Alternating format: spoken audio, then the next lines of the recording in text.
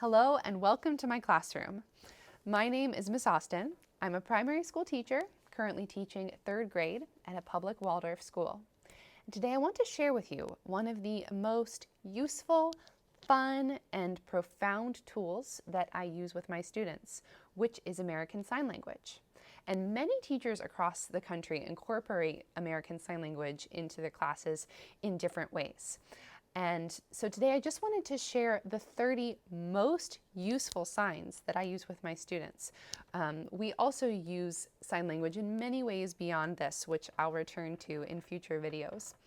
I am not fluent in sign language, but I have learned from deaf teachers, and I'm always learning more together with my students. So in our journey with sign language, these are the signs that come up to the most, and I hope they can be helpful to you without needing fluency in American Sign Language. So the first sign that's often used in math talk lessons by many teachers is same or me too. So if a student solved a math problem using the same strategy, or if they reached the same conclusion, go like this. It's also extremely useful if somebody is sharing that their brother has a birthday in December.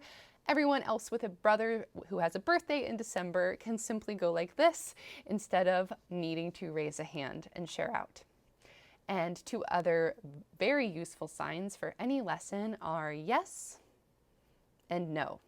You can get a simple yes and no response from the whole class, but you're doing it using a real language instead of just a thumbs up, thumbs down.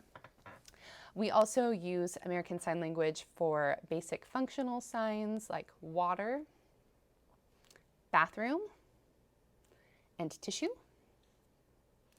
And we also communicate with each other that way all the time to show when we are ready, if we need to try something again, or if the students need to hear the instructions again.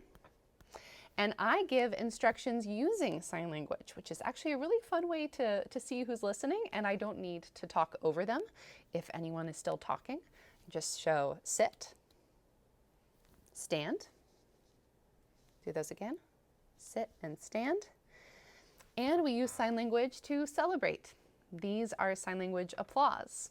So if someone gets a turn, if someone gets a right answer, if it's someone's birthday, we show applause. Students can also ask for help, like this. That's the sign for help. They can show when they need a new book. That's the sign for book. We can also show reading, writing. I also love the sign for try. Just try your best. And the students love these signs play and eat. So if they've got their desk area tidied up and they really want me to notice that they're ready to go to play, or if they're ready to go out to snack time, they'll sign that to me at their seats. And we also use courtesy signs, thank you. So as every single paper is passed out to a student, not everyone has to say thank you out loud, but they can still practice that courtesy exchange. And then the sign for you're welcome can either be the same sign, or one of my teachers taught me to show fine, which is like a way of saying fine, it's no problem, it's fine. So that's the one that we use in my classroom. Then a flat hand like this is please, and a fist like that is sorry. I also frequently use the signs for all of the question words, who, what, when, where, why, how, and which with the students, both in our lessons or to combine with some of those previous signs. And for the question words in American Sign Language, if you're not asking a yes or no question, you lower your eyebrows to show that you're asking a question. So we have who, what, remember to keep them down, when, where, why, and how. And so I might say, who's ready to ask the students a question? Who's ready to go play?